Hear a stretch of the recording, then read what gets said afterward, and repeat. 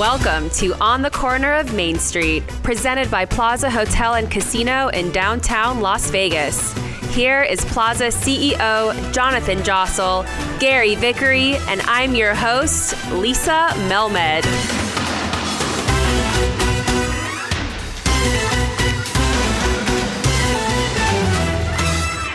We have been validated today as a result of this proposal.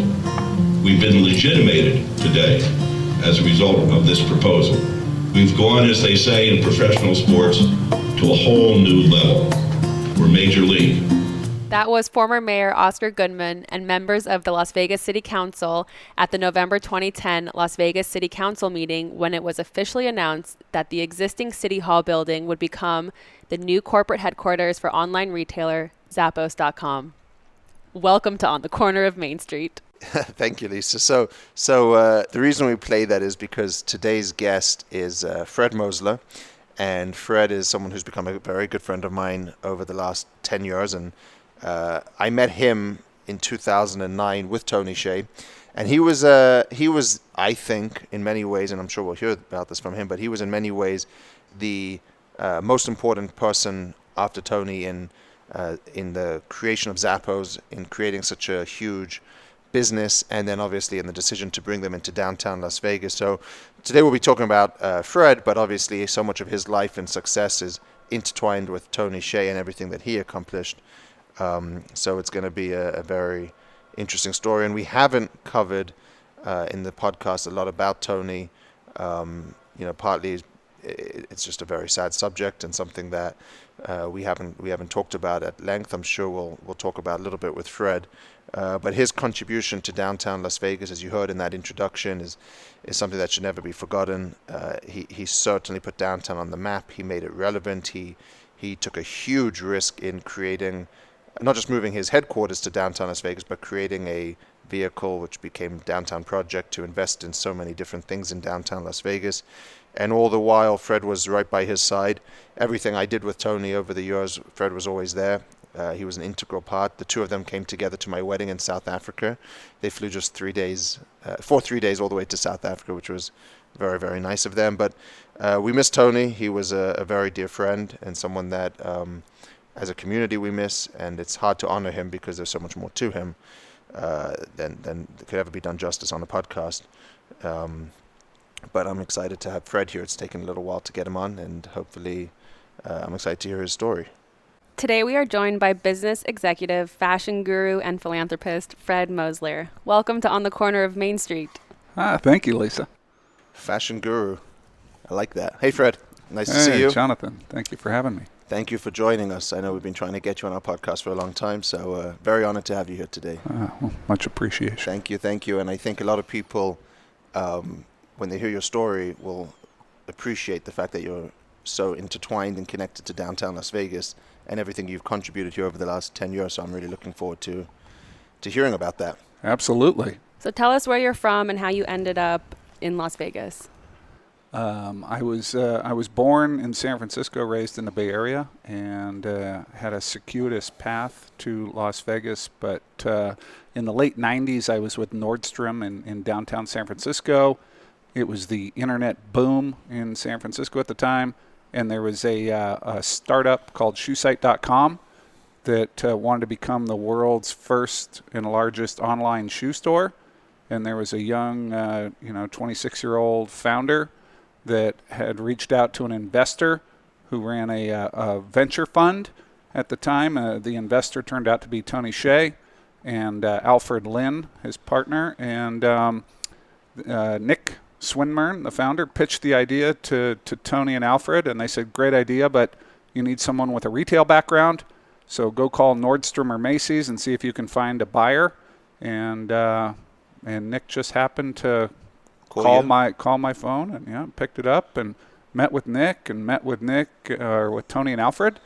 And Tony said, well, if you leave Nordstrom and join us, I'll invest. And I said, well, if you'll invest, I'll leave Nordstrom and join. And we all shook hands and got started. Yeah. I was in Tony's book, which I went back and reread not that long ago. He basically says you look like Nicolas Cage, by the way, which I never thought of. I never thought of it like that.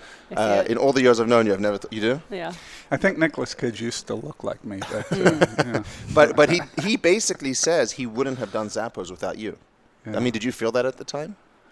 Well, yeah, that was the proposition. That, I'll only do it if Fred joins. Yeah, that was it, and I would only do it if he joined. So, But you don't know each other. No, we didn't know each other. It was just but we trusted each other. Right. It was an immediate trust, which is wonderful. And that was, you said Shoesite.com. I never heard of that. It was Shoesite.com originally, and they, Nick kind of worked with Tony and thought that at the time, to name an internet company, wanted 2 syllables and 6 letters. That was kind of the cadence for naming companies at the time. Yahoo, and Amazon. And so right, Google. and so it's just coming to me. Yeah. So they decided that Zapatos is Spanish for shoes, so they kind of changed it a little bit. Added a P, dropped a T, and then we ended up with Zappos. And you grew up from a 2-bedroom apartment to downtown Las Vegas, and you oversaw the customer loyalty team, HR, recruiting, benefits, and marketing, and merchandising. Merchandising. Yeah. And then you requested the title, no title. Yeah. Tony had actually kind of pulled me aside. We were going to promote somebody into I was a senior VP at the time. We were promoting somebody into my VP role, and I needed to move up. And Tony asked, for me to think about what what title I wanted to choose. See what. And, I thought about it, and I thought that I've always been a person that believes that personal power's, stronger than position power, and that I don't need a title inside or outside the company to get anything done. And so I came back to him a few days later, and I said, I'll just be no title, and I don't need a title. And he said, well, then we'll just call you, your title will be no title. I mean, you are a pretty understated guy, though, because you were basically responsible for the whole company at that point. So it's pretty cool to hear you said no title. Today, everyone's so desperate and concerned with what their title is, and like you said, I have to be a C-level or this or that. It's refreshing to hear somebody who's just like, nah, I don't need that. I just need to be. You earn the respect. You don't get it in a title, Exactly. basically. You got it. Yeah. I saw it on your LinkedIn, it even says no title, because I think people are worried about what their title is for resumes and growing, but you were not worried about that. No. And I think, and it's funny, when Amazon acquired us, and they have to list everyone's role, all the executives' roles, and in the official paperwork, you go look it up. It said Fred Mossler, no title. No title. I mean, that was also one thing that stuck with me when I first met Tony. He didn't care for business cards. No. You never had business cards either, right? No. Yeah. No one basically did that. No. Yeah. It was just too much of a formal process. It had to be more natural and relationship driven. It's all relationship driven. Right. Yeah. Yeah, that definitely stuck with me.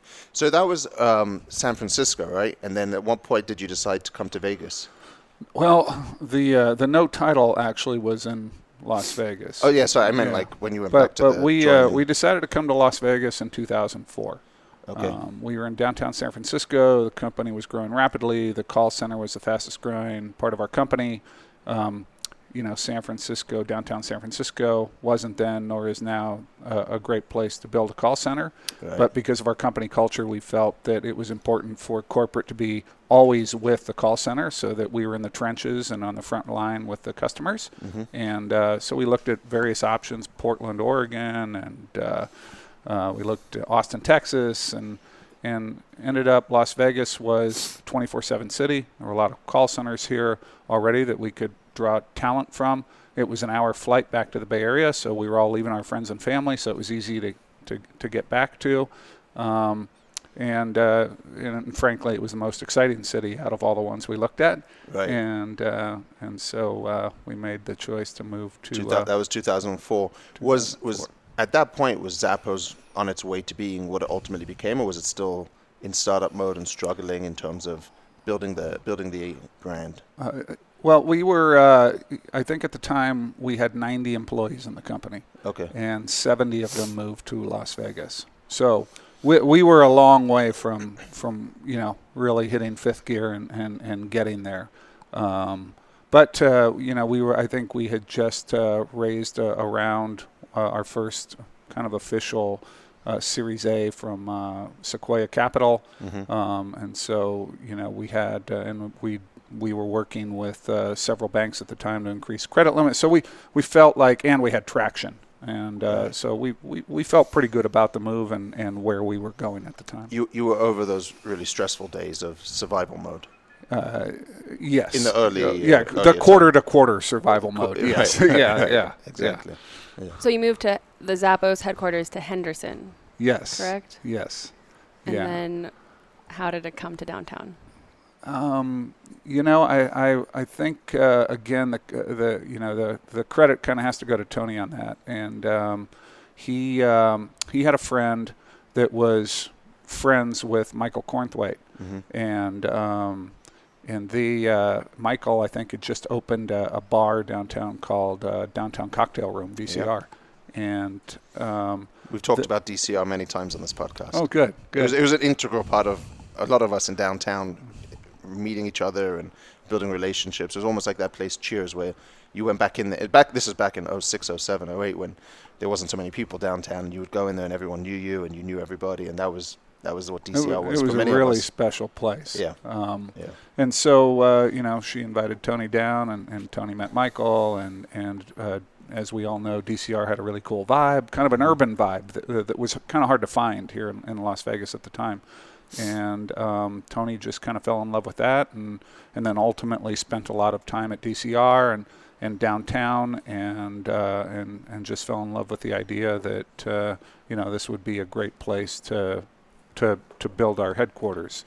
We were outgrowing kind of our office park at the time in Henderson, and so we were looking outside we were looking to build a campus at that point in time, and so we toured Google and Apple and Nike, all beautiful campuses, but all very insular. And about the same time, there was a book that came out called Triumph of the City, and it talked about cross-industry pollination, and when different industries and different people, technology and food and beverage, or what have you, collide, you get innovation. And so he wanted to build an open campus, a campus in the middle of the city that allowed the employees to interact with other businesses and other people in the heart of the city.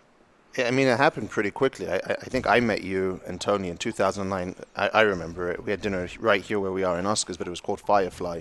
Yes. I'm not sure if you remember Firefly. I do. That used to be here. Yeah. And we had dinner in 2009. What year did you ultimately come down here? I think we moved the ultimate move down here was 2012, 2013, when the actual campus was ready. completed. But the deal was done long before then. But the deal was done long before then. That would have been like 2010, I think. So it happened pretty quickly. We all had dinner, and you guys were exploring our options for down here. And funny anecdote, just before this podcast, Fred, Oscar Goodman is now working out of his office back in behind Oscar's, and Fred came in and said hi, and I reminded Oscar that he was the one who did the deal, right? He did. And he was mayor and signed off on Zappos taking over City Hall, which was the old City Hall, right? Yes, it was, yeah. And so what did you, as Fred, buy into this idea of revitalizing downtown as a part of it, or for you was it just we're moving our offices downtown? Or were No. I definitely bought into it. So I actually had a home in Henderson, and had a couple kids, and we just got married, and we sold it, and we moved into the Ogden. The Ogden is a high-rise kind of right in the heart of downtown. Moved the whole family in, and I lived in the Ogden. Tony on the same floor with Tony and several other Zappos employees for about 3 years, and we felt it was important to really live and breathe downtown. We had to be here every single day to understand it. Did you think that it was like an achievable thing, though? I mean, it's very different building one company versus revitalizing a city, and I think a lot of us were very excited by it, but did you really think like, yeah, we're going to be able to do this? I drank the Kool-Aid, Tony was very passionate about it, and I invested. I actually transitioned my role at Zappos to help Tony with the downtown project. Yeah. And invested not only my time but a lot of my own resources into downtown. And, I absolutely believed it. I could see the vision. One of the things I often say is, for me, one of the biggest impacts that you and Tony and Downtown Project had was just making downtown relevant, because you guys brought so many people down here. You're always hosting people, but more than that, it was in the newspaper. There was a New York Times about the city as a startup.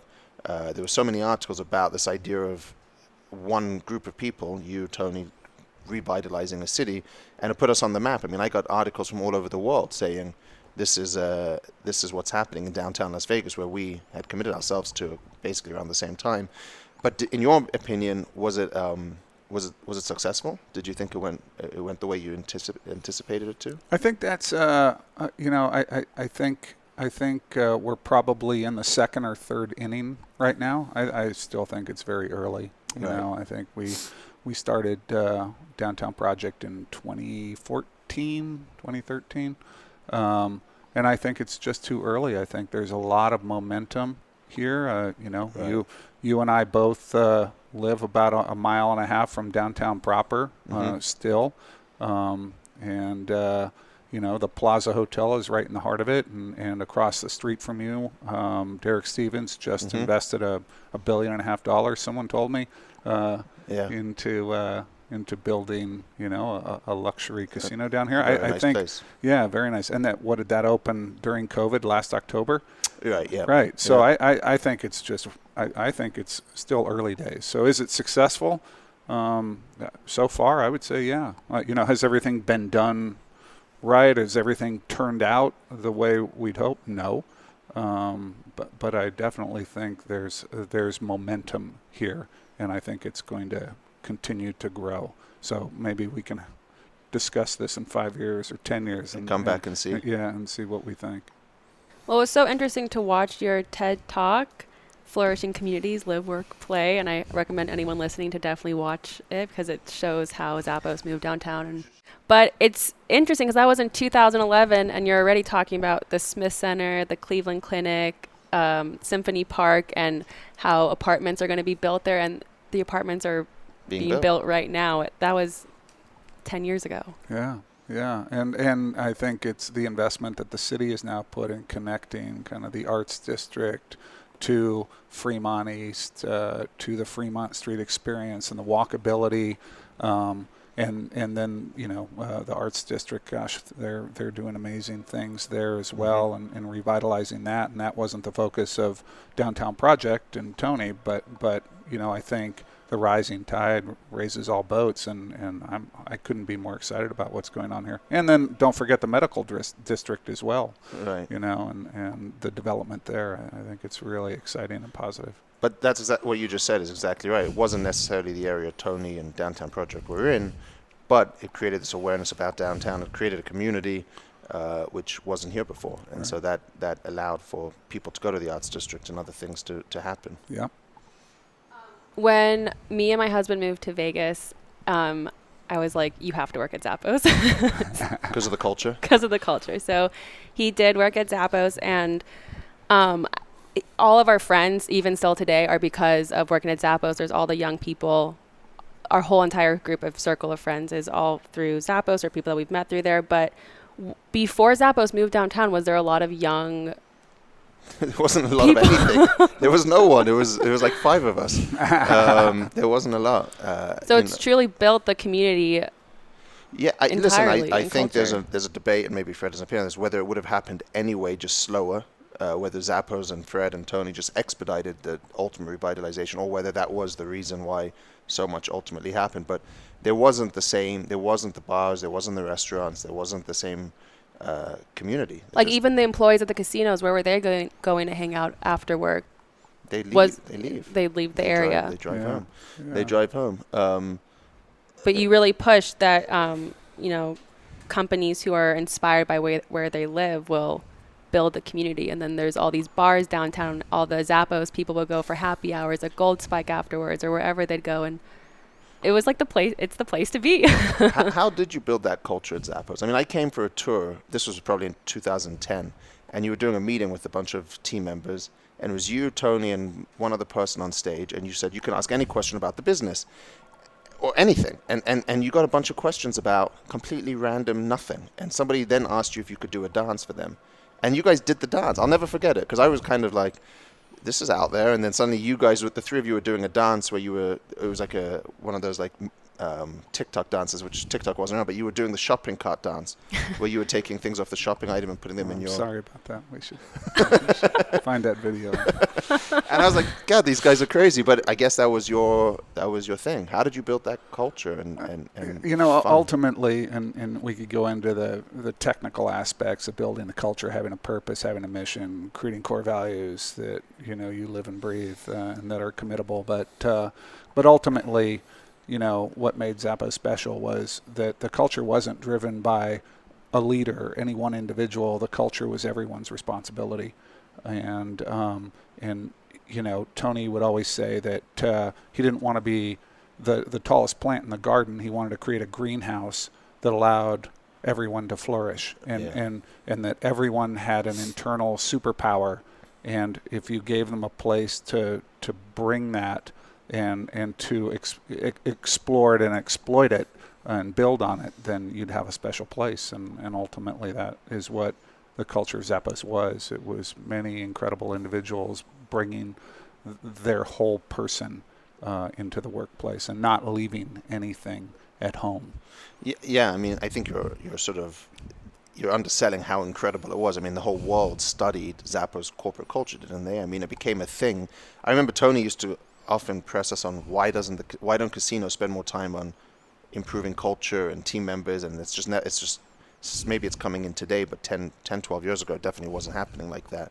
But I mean, the whole world studied your guys' corporate culture, didn't they? Yeah, no, absolutely. And we were an open book as well. So we had a program called Zappos Insights that companies could come in for a 3-day immersive boot camp on company culture, and it wasn't ever that companies needed to replicate what we were doing, but it was important that companies focus on a set of values that were important to them and their employees, and have a structure, and then live and breathe those values.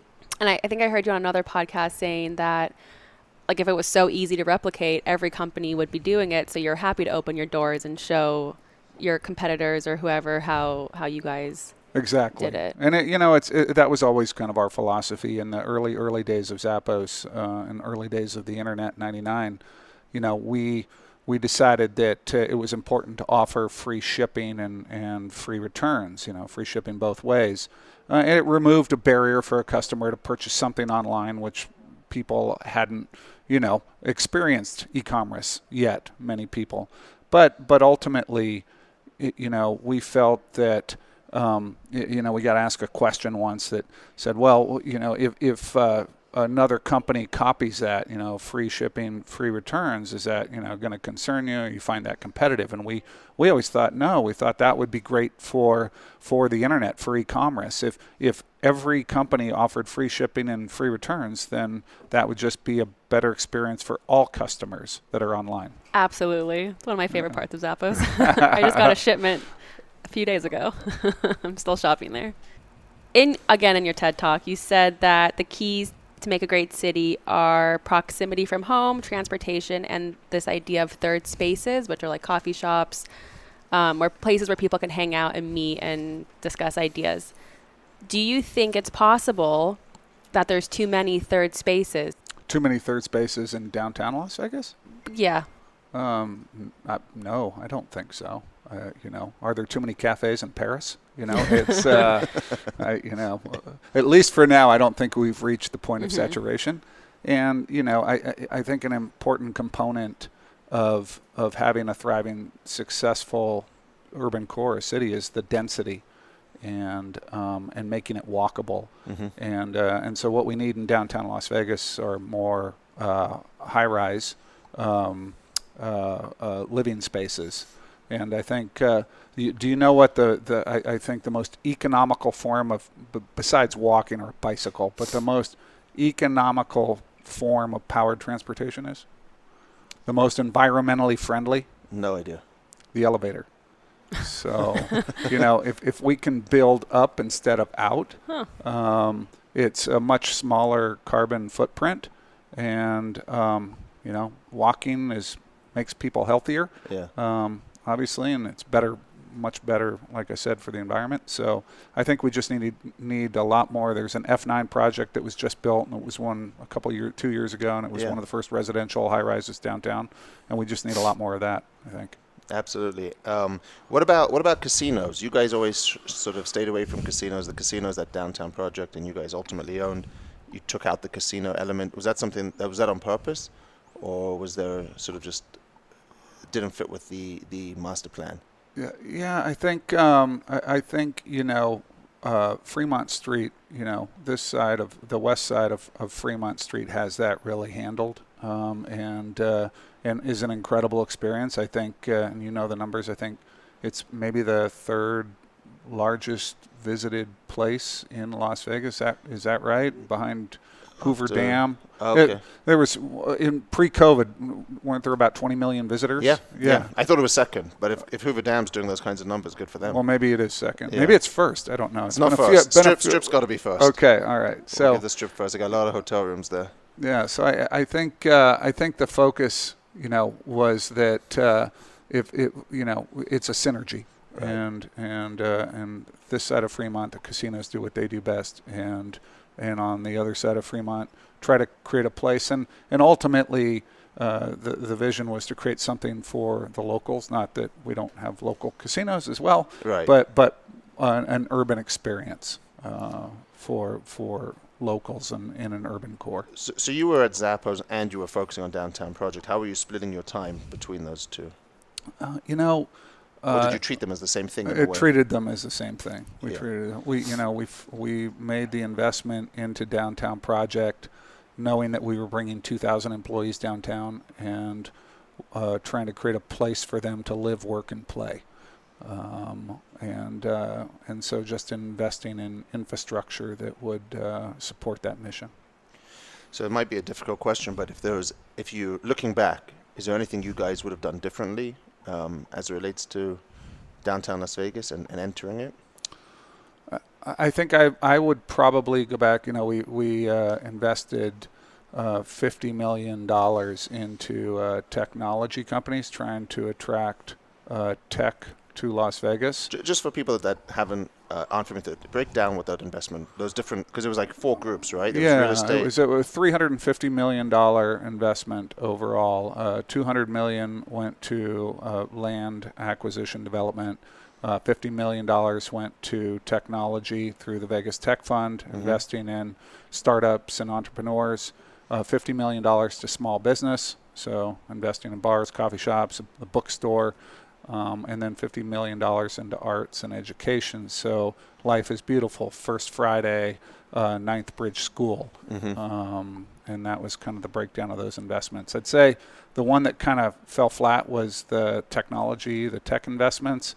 There are a few successful companies and founders that we invested in here, but as soon as they reached a level of success, they all seemed to migrate back toward where the capital is and the talent, and that was San Francisco. Right. And I think, in retrospect, probably focusing more on, again, density and residential development, maybe those funds would have been better served. Why do they leave here? Just capital? Just there's more capital? That's where that's where the capital and the talent are. Although now with the pandemic and what we're going through, I think we're seeing a spread of work from anywhere, right, and not necessarily being tied to that technology centric area. Such a hub, right? Yeah. I think a lot of those companies might ultimately look at Nevada down the road once they better tax conditions, better certain things that those companies look for, but maybe not with the capital needs that you're describing. I guess that might always hold them back. Yeah, and you don't know what comes first, the capital or the entrepreneur, the chicken or the egg. I think what we need here in Nevada, Las Vegas, we need a couple of these startups, these technology startups, especially to get some traction here and stay here. build a company. Build a company. Right. We came here with 70 employees in 2004, and Zappos, ended up with about 2,000 employees here in Las Vegas, and we were a technology commerce company, and it was very successful here. So it's a great place to build a business. You were a technology commerce company, but always just putting customer service ahead of any of those things. Absolutely. Right. Yeah. So you mentioned Life is Beautiful. And Life is Beautiful is an annual festival. I guess it's your 6, 7, 8. I think it's 6. The 6, yeah. What's your take around that and the impact it had on downtown? As an annual festival? I don't think that there was a better showcase for what downtown Las Vegas could be. I mean, incredible to program, what was it, 20 square city blocks, and activate parking lots as stages and bring in culinary and art. It's beautiful. If you haven't visited downtown Las Vegas, to walk around and see the murals. I think you have a few here on the plaza as well. We did 3 murals as a partnership with Life is Beautiful, the Just Kids group that did all the murals. Shepard Ferry did one of them. Shepard Ferry did one. It's beautiful. But when I lived in the high rise in kind of the heart of things, and it was amazing. I'd look out the window and every day see multiple people standing in front and taking photos of the murals, and it's just the beautification factor is incredible. The footprint that it leaves behind. But no, I think the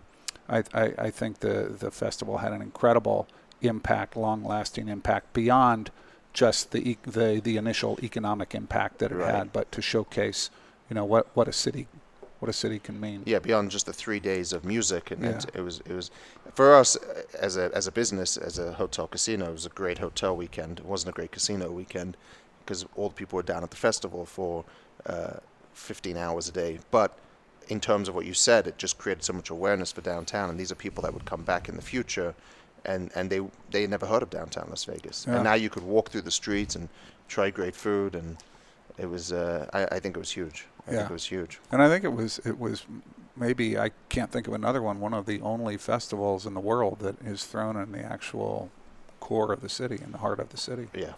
In the streets. Literally. So tell us also about Nacho Daddy. Ooh, Nacho Daddy, gourmet nachos and margaritas. When you started Nacho Daddy's, had you left Zappos at that point? No. At what point did you leave Zappos? I left Zappos in 2016. Okay. Yeah, so we started Nacho Daddy in 2010. Yeah. Oh, wow. So we opened December 2010. Was that the first location? The first location was in Henderson. Oh. Henderson, actually. I remember that. Yes, I do remember that. Yeah. And then our second location was downtown on 4th Street. In downtown, it looked much differently then. We made a bit of a step, that area there on 4th Street, but man, we couldn't be happier to be there. So we've had for those that don't know, nachos, we always said they're always on the appetizer menu. They don't get any respect, and that why aren't they like a pizza that you can put different toppings on and create different things? A cheeseburger nacho, a Thai chicken nacho, a barbecue chicken nacho, so we decided to make them the entree and create gourmet nachos, and I think we've got about 6 locations now in 3 states. And wow! You have the big one on the Strip. We do. And then you have the one down here on 4th Street. Downtown, how much of the business is tourists versus locals? Do you know? I don't know that exact figure. Because you're right by Fremont Street Experience, and I think you probably get a lot of tourists. We do get a lot of tourists. Yeah. We do get a lot of tourists. They come for the scorpion shots. Yeah. So do all the locations serve scorpion shots? They all serve scorpion shots. How many scorpions Explain what we're talking about here, guys. It's a shot with a dead scorpion in it. It's a shot of tequila with a scorpion. Oh. Yeah. In it. Small scorpion, only 1.5 inches long. I've had a couple of them. With the stinger removed, yeah, and it's a lot of fun. I think I think we're doing about 10,000 scorpions a year or something. I think. Oh my gosh, where do you get your scorpions from? I have a few at my house. That's a secret. You have some? That's a secret. That's a secret. How many scorpions do you think you've eaten? Or swallowed? In 11 years, I would have to guess it's north of 200. Wow. Yeah. We did have someone come in, though, and eat over 65 in one sitting. So I think Without the shots. Well, there was tequila in like a highball, but the Scorpions far exceeded the volume of tequila. Yeah. Goodness. There's definitely a lot of Mexican food downtown, but you guys stand out with the great nachos and with the Scorpions, I guess. Yeah, thank you. Yeah, yeah. It's been doing well. How's it been doing since the pandemic?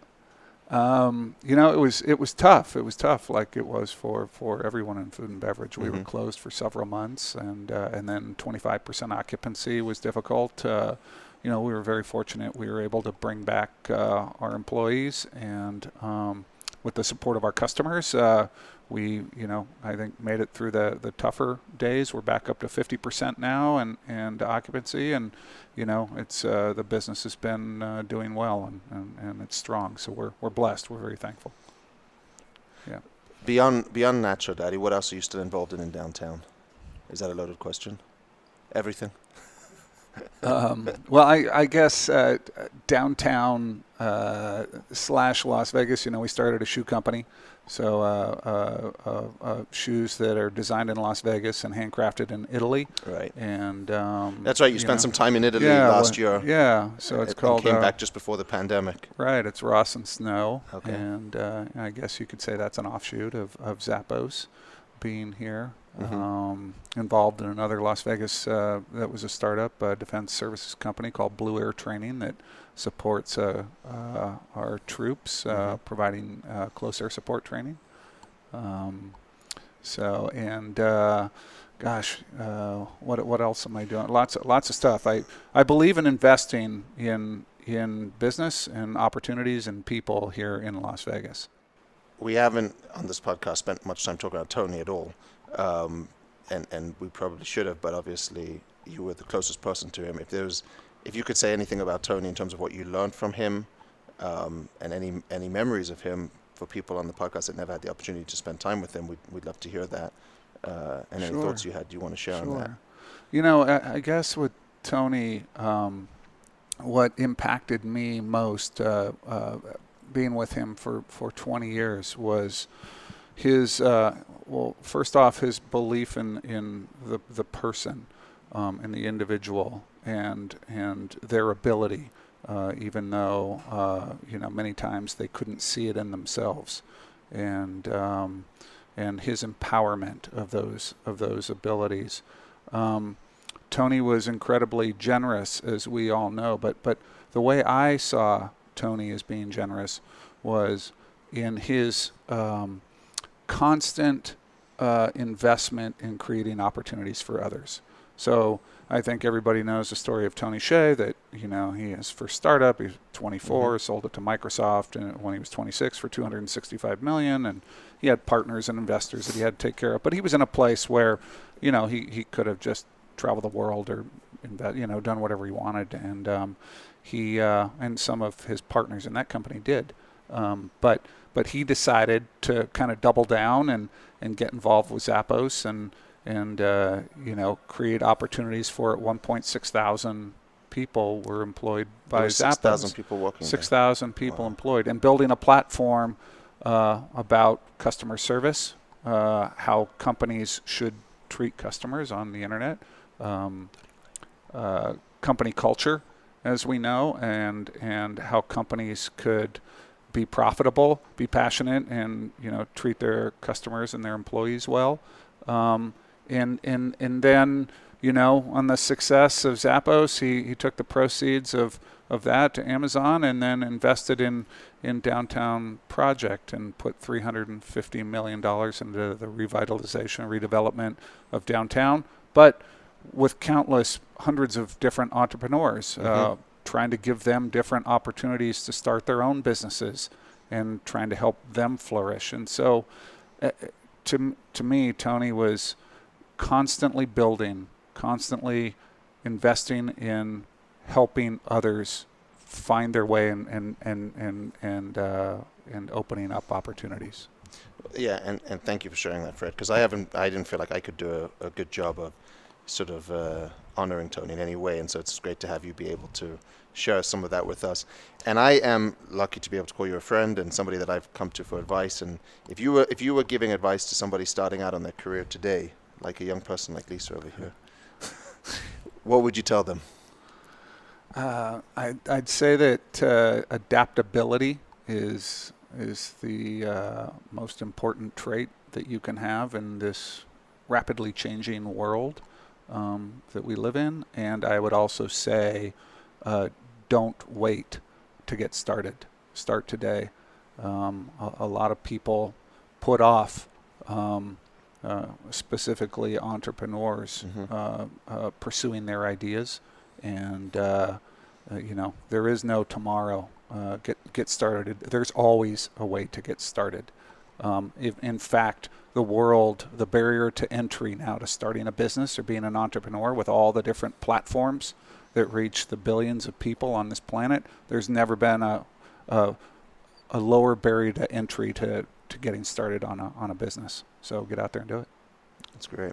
So as we come back from this pandemic, and we just had one of our busiest nights last weekend, and March Madness was great, and things are not busy in terms of too many people, but busy in terms of business levels. Got to always clarify that. Social distancing was, of course, in effect. Absolutely. How do you see downtown evolving and changing over the next few years as we come out of this difficult year, but as more and more continues to happen? Obviously now with downtown project will have a different shape to it, but how do you see the future of downtown Las Vegas? I'm very bullish on downtown Las Vegas. Like we talked about earlier, there's a huge migration from our neighbor California, and we see many Californians moving into Las Vegas. I think, as you mentioned earlier, I think we'll see a technology migration.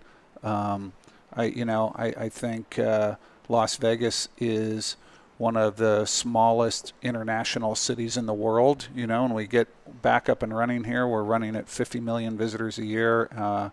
It's direct flights from just about anywhere from Asia or Europe into Las Vegas. I think it's got an incredible future ahead of it, and I'm not moving. I'm staying here. I'm investing more. That's good. And I'm excited about the future. That's awesome. Well, thank you so much for joining us today. If people want to stay up to date with you, where can they find you? They can find me on Instagram. I'm just Fred Mossler. He never posts. He hasn't posted since 2019. Right. Yeah. And that's FredMossler. Yes, Lisa. Thank you. Yeah. Thank you so much. That. Thank you. We'll be back again soon, but in the meantime, please rate, review, and subscribe. Tell your friends about On the Corner of Main Street, and of course, follow us on social. On Twitter and Instagram, it's @PlazaPod, and on Facebook, find us at Plaza Podcast. Or go right to the top and tweet Jonathan @JonathanJossel. We'll see you next time from right here on the corner of Main Street.